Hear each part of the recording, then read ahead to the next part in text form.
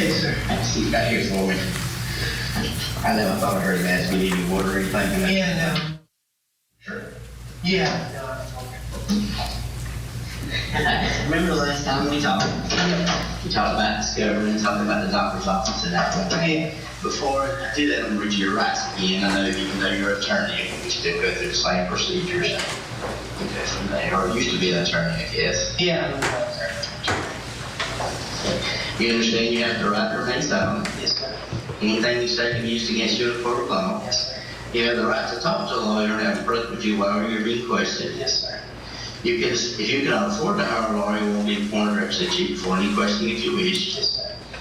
You can decide any time to exercise these rights, not answer any questions or make any statements. Yes, sir. And you understand your rights. Are you willing to talk to us? Yes, sir. Stop right there for me.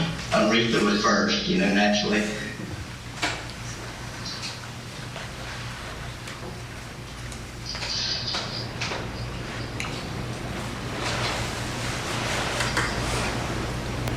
Would you want me to say? Yes, just sign right Okay. Sorry. Sorry, no problem.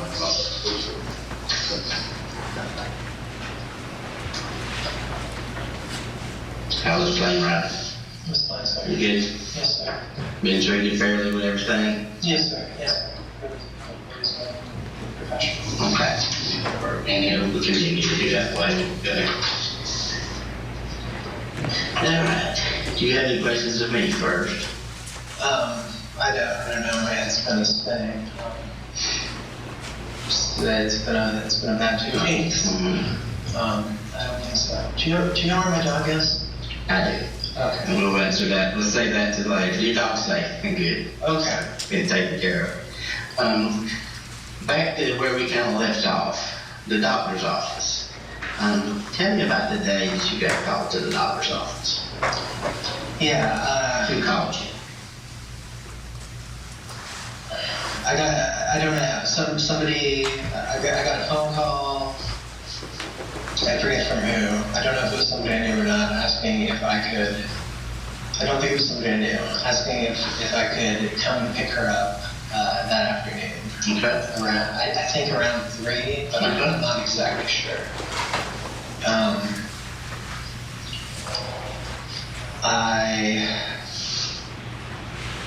Might have been like around 3. I'm not exactly sure. Her dad had surgery that week. So I could normally tell basic times based on stuff like that. Him coming and going. So this was before he had surgery? No, he had surgery. I believe he had surgery either that day or the day before. So he had surgery that day or the day before? Yeah. Okay. So it was different. He was in the house. Okay.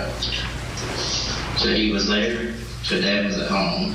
Yes. Yeah. And you got a call to pick up Mindi. Yes. Yeah. I got a call. I think sometime earlier that morning. I'm not exactly sure the time.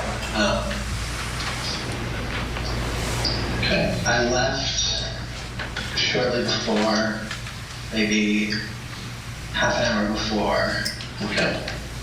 And was driving there, and I hadn't gotten very far and got a call saying that it was actually going to be a little bit later. Okay. Still don't know who called you. Yeah, I believe it was somebody from the office. Okay. And at that point, I wasn't really sure what to do in terms of my time. I think I drove out towards that way a bit, and then I went and ran a couple of errands. Yeah, what errands did you run? I think I went to the pet store. Mm-hmm. I'm not sure where else I might have gone, but I'm pretty sure I went to the pet store. Okay. So how far is it from the pet store to the doctor's office? I think 10 to 15 minutes. Okay. And from the place you were residing, how far would you say would be the doctor's office?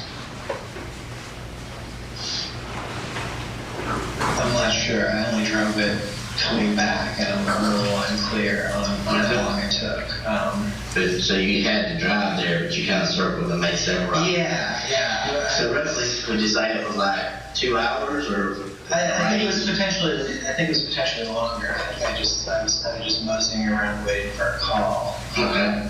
So would the doctor's office be in the Savannah area?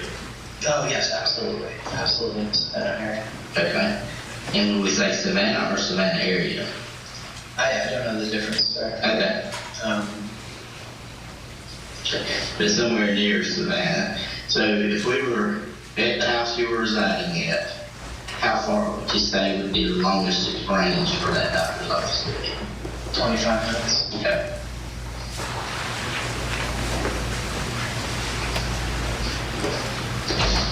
So once you arrived, what happened? I pulled in, there was a spot, and there was a man, I could see a man standing behind the door. Okay. It was a glass door.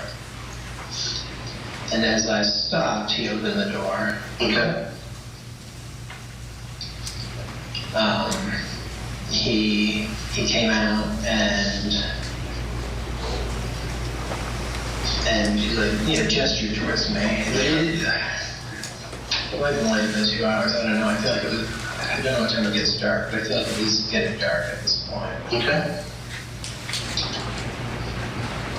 Then what happened? I walked in. He brought me a short distance. I feel like it was almost immediate from the door to an additional door on the right-hand side. Okay. I feel like there was some kind of, it might have been through another door, there was some kind of a lobby area or open area to my left.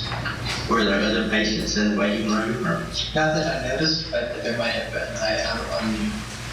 I didn't walk through a waiting room. I kind of came directly in, and then What happened? he sat me down. I assumed I was going to get some sort of instructions. Like she can do this, she can't do that. I had been doing. I mean, my days were taking care of her. It was like waking up in the morning, helping her out of bed every time she went to the bathroom. And how long had that been going on? That had been going on since I would say early November. Okay. She was having trouble sleeping, which I don't think is uncommon. So what happened next? What did he say next?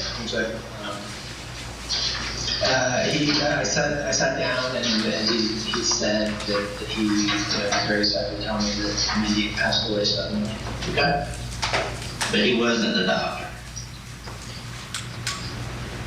I assumed he was the doctor. Is that?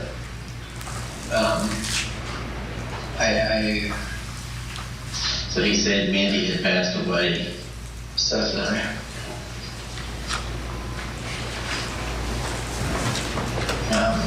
Then what happened? I was extremely upset. I thought I was coming there just to pick her up and bring her back. He said he wasn't sure what had happened, that they were gonna find. Because I asked what happened. He said he wasn't sure. They weren't sure what happened. Whatever it was, it happened very suddenly. And he said that they were going to find out. He said he had some forms for me to allow all that to happen. To allow them to do it, and then something about her,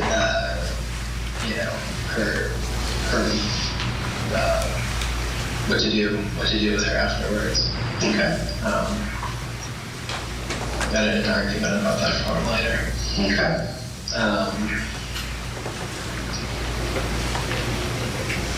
I don't know how long I was there. I know I was really upset. I don't feel like it was too long, but I'm not sure. I left. Before you left, did they let you go back and see her? They did not. You didn't ask to see her? I asked if I could see her, and he said not right now. And I thought it would be. I thought it was because of maybe like the autopsy or something.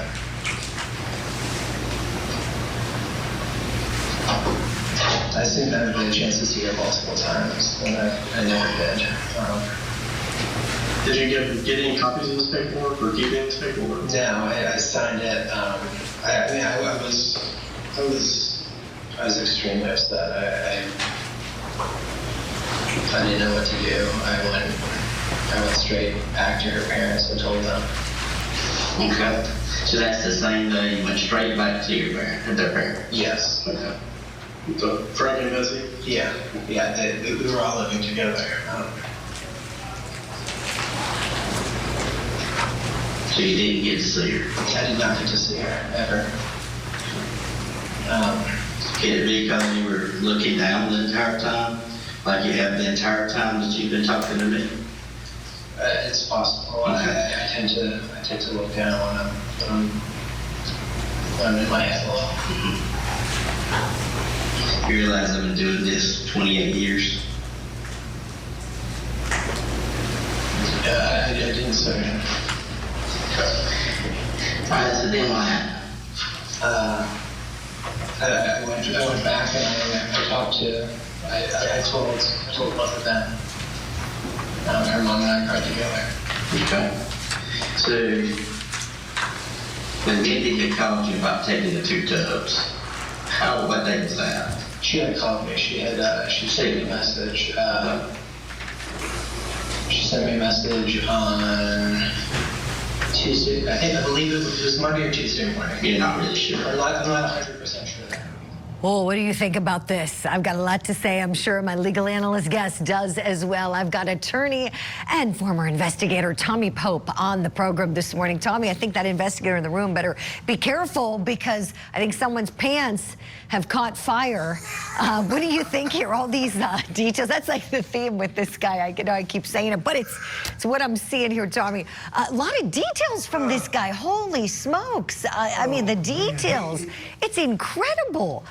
What would you be thinking? Tell me, if you're in the room with him, Tommy, and you're doing this interview, are you liking this guy for this homicide? Well, I would start by saying if investigator Julie came in, she would give him a bottle of water and set a fire extinguisher up on the table to get started there. Squirt him.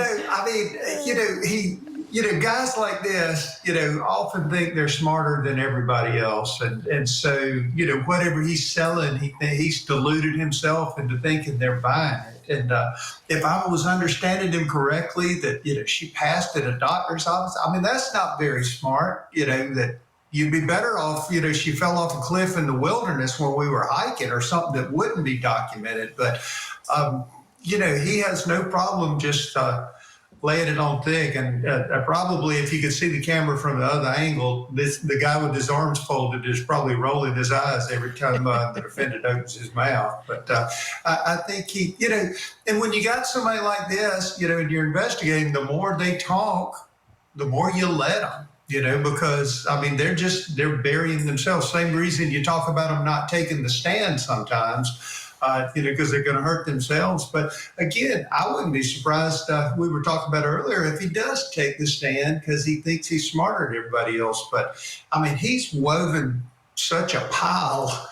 I don't know how he shovels himself out of this one, Right, Tommy. I love everything you just said. Yeah, he looks a lot different on that date than he does in the courtroom. And right, I think you pegged him exactly right, Tommy. I think he's a guy that thinks he's smarter than everybody else. And yet to say that his wife just suddenly dies at this doctor's appointment, and he thinks it's the doctor, the guy that's waving him on, doesn't really know for sure and doesn't go and see her and confirm this? And how about all the details when he's saying, you know, it was getting dark outside and I pulled in and I noticed a spot and then the guy gestured to me behind a glass door. Is that a tip-off when you're an investigator and somebody just remembers like way too much about an event? It's like they were saying a script, you know, and they've scripted it in their head, Julie. And so, yes, you know, I mean, either that or a crime novel. You know, it was a dark and stormy night. I pulled to the left and pulled in and was he's just, you know, he sounds like he's an odd duck, which normally is the case with these folks that kill people, you know, but kind of like the evil genius kind of thing. And so it's going to be interesting to watch his behavior in the courtroom. And again, I'm going to flip that coin again, Julie, and say, you know, right now there's a 50-50 chance we will see him, you know, on the stand, you know. Right. I know. I have that feeling he's going to, Tommy. Of course, I don't know, and we have no indication at Court TV. We haven't been given any confirmation, but I just, for the reasons you said, he just seems like he wants to talk and has thought a lot about this. If they're given that name, Jim McIntyre, I feel like he's got to tell us about what I keep calling his imaginary friend. Tommy Pope, you're the best. We want to talk to you some more about this case. Stand by, please. We're going to hit a break as we're at the bottom of the hour. Nicholas Kassotis, wow, looking a lot different here when he was interrogated by police about the death of his wife, Mindi. Stay with us.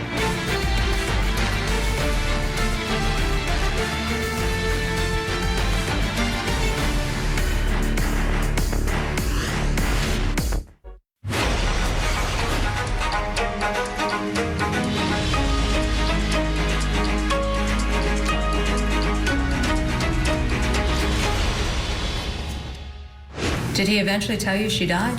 Yes, and he did not know he didn't know exactly what had happened. He said he'd been texting her all morning and she didn't answer, so he thought she was sleeping. Okay. At that point, when he told you that she had died, did you have an opportunity? Excuse me just a minute. Oh my gosh, Mindi Kassotis' poor mom. Can you imagine these parents having to bury their daughter after she was murdered and dismembered?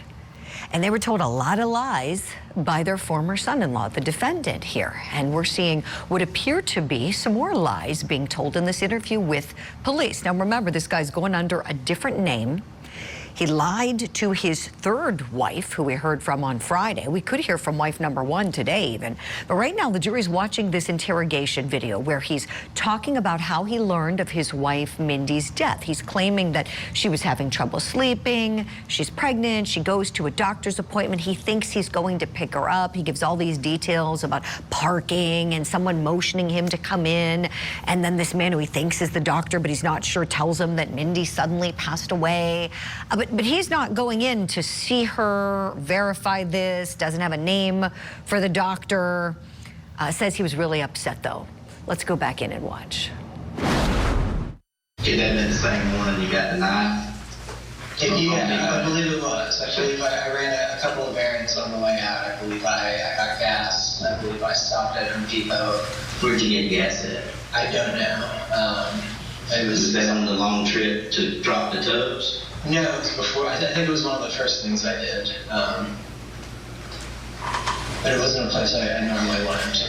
You told me earlier that Mindi asked you not to carry your phone, but you did carry your phone.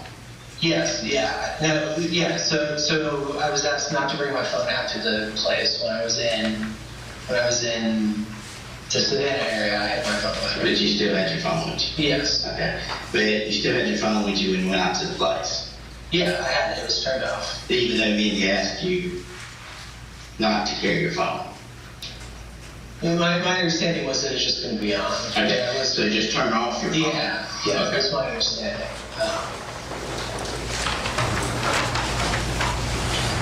But you did have it with you? Yes, I did have it with But me. you just turned it off? Yes, sir. Did you notice your car has a phone? I did not know my car has a phone. Okay. So they didn't tell you at the dealership about AT&T service? No, sir. Okay. What did you put in the tubs again? Electronics, her laptop, some books, clothing, shoes, toiletries for both of us. She wanted makeup, perfume, basically everything we would need for Your stuff too, though. So you had one with yours and one with mine, hers. one with her. Well, as normal when we packed, it was 1 and a third with mine, or 1 and a third hers, and probably 2/3 of mine. But so why would you drop your stuff off when you could have your stuff anyway? Why was that being dropped off? I assumed that this had something to do with us leaving Savannah. We had weird things that we've been asked to do before we moved to locations and things like that, and I assumed it had something to do with that. All right. Did you kill your wife? No, sir. Okay. I swear to God, I would. When was the last time you saw your wife? I saw my wife on Saturday, the Saturday after Thanksgiving.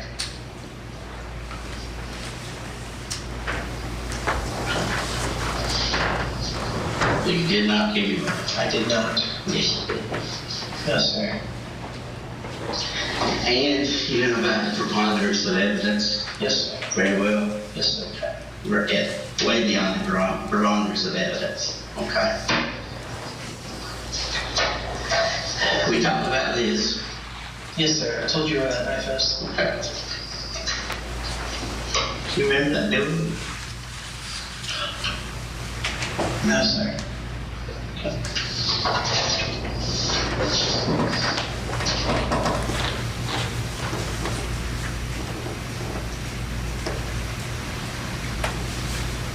Okay, so Do you remember the one down that road, down that dirt road?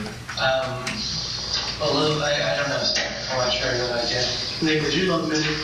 Yes, sir. Did you love her parents? Yes, sir. Frankie, that's it? Yes, sir. You want to help us put all this together? Yes, sir. We're gonna. Then we need you to be truthful with us. Sir, I'm being 100% truthful. Who's that about? Sir, yes, I am. Your phone, your car's phone, the videos. I mean, who else has the luck of going on a 25,000 acre property and get captured on video? The 45 minutes that you spent there at one location with the tubs and the knife, your DNA. Sir, I did not hurt my wife. Did you dispose of it? No, sir. You did. No, sir. And all the evidence is showing that. Sir, I And never. your elaborate 2 hours of story that you gave in Pennsylvania, you know how many items, you've been an attorney, you should realize how many of those can be disproven. Sir, I have not lied to you at all. You've been living the web of lies for a long time. He says he didn't hurt his wife. Okay, we're going to hit the pause button here. We're going to get right back in the interrogation room in just a moment. We thank you for being with us on this Monday morning. This is Court TV Live. We are your front row seat to justice. Matriarch of the Adelson family gets arrested. Donna Adelson is facing charges of murder, the death of her former son-in-law, Dan Markell. Prosecutors say a bitter child custody battle was the motive for the murder-for-hire plot. Now that Donna has turned into a defendant, what's next for the Adelson clan? Now that the ship is really sinking fast, blood doesn't matter that much. The Matriarch Mastermind Murder Trial. Live coverage begins August 19th, only on Court TV.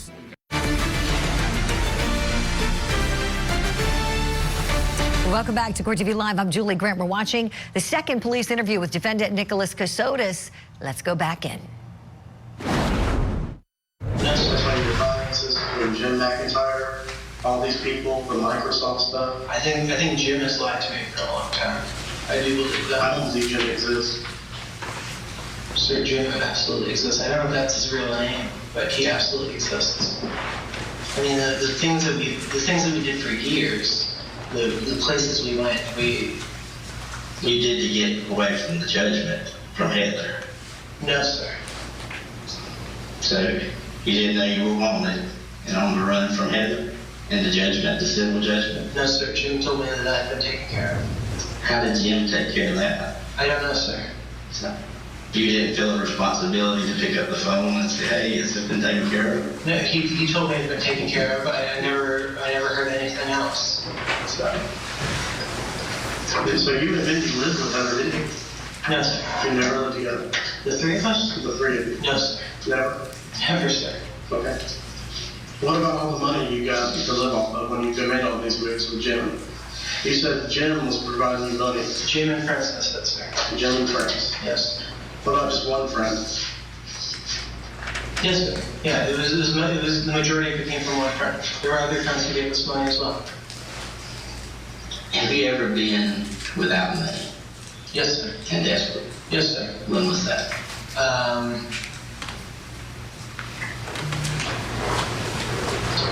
February, right before we went to Franklin Records. Have you ever lied in court?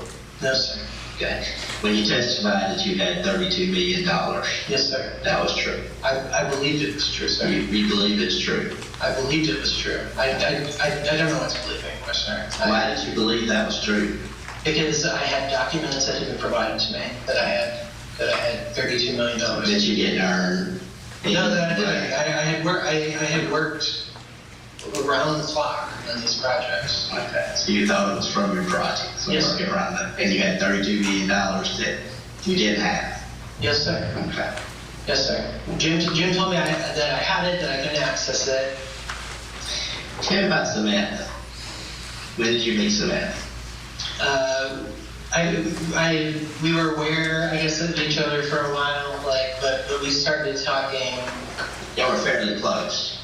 We got online. I mean. Yeah, I guess we got fairly close in November. Okay. So why would you tell her in October that your wife had died while pregnant? Because I had to tell her one. Okay. Why did you tell her when that was that lie? What? Why would you tell her when that lie? Because my understanding was that both of our online worlds were. This goes back to fall of 2020. Mindi got very sick. She was. The point of that is that's a lie. She was alive and well. Yes, sir.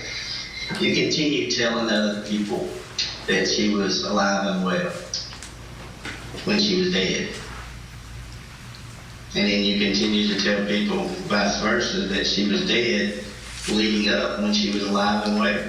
Yes, sir. Multiple people. Yes, sir. Friends and family. I'm sorry, sir, can you repeat that question? I'm not sure I understood what. You continue to tell people the story that she had died while pregnant. Yes, sir. Even before she was dead.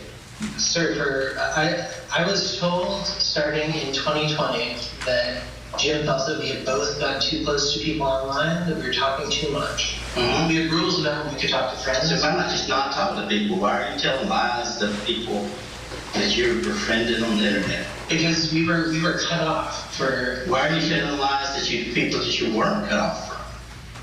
What lies did I tell people I was The same story that she had died while pregnant. And if that's the case with your online stuff, why start a new relationship with somebody else that you really don't know? Sir, because I was a mouse. Remember the old Tom Sawyer story? I'm not sure. I do, sir. I always tell the truth. Yes, It's sir. easier to keep up with than a lie. Yes, sir. You kept up with a lot of lies, a lot of stories. None of them are turned out to be true. I gave you 2 hours in Pennsylvania. Yes, We went sir. through every one. And I've been through every one of them, and the evidence that Barbara shows that you're continuing to lie and tell the story. Sir, I'm not going to. Thank you are lying. And now's the time to stop living all this. Here's the deal. There's a reason that Mindi died. Yes. Okay. Boy, this guy is something else, isn't he? Let's get some final thoughts from our analyst this hour, attorney, lawmaker, and former investigator, Tommy Pope. Okay, Tommy, so what do you think? This guy apparently has a lot of money, doesn't see his wife after she supposedly dies. He's going out buying the knife, buying the tubs, acting weird. What would be your thoughts at this point if you're in that interrogation room with him? I told you, Julie, I always think as a prosecutor, demonstrative evidence is the best. A picture's worth 1,000 words. So during the break, I went and got I'm ready for you when you call him out for what it's worth. When we say pants on fire, Tommy holds up the fire extinguisher. I love it. We don't want to burn the building down. You know, he's women that, you know, I'm surprised, and maybe they have, that they hadn't done a mental health evaluation on him, because, you know, the mystery man that tells them to move, and you've been in one place too long, and all the different stuff. I mean, I think at the end of the day, we're, you know, hopefully looking at a conviction, and he's pathological, whether it's, you know, just in lying or whether he's got some mental health issues. But it's clearly law enforcement is not buying what he's selling for sure. Right. Boy, I love that point you just made, Tommy. I haven't heard anybody else make that point. You're right. Yeah, just because he, you know, is a lawyer and was a JAG officer doesn't mean this guy doesn't have severe mental health difficulties. So excellent point. We'll have to listen for that and see if at any point maybe something was court ordered. We'll find out. But oh my, here we go.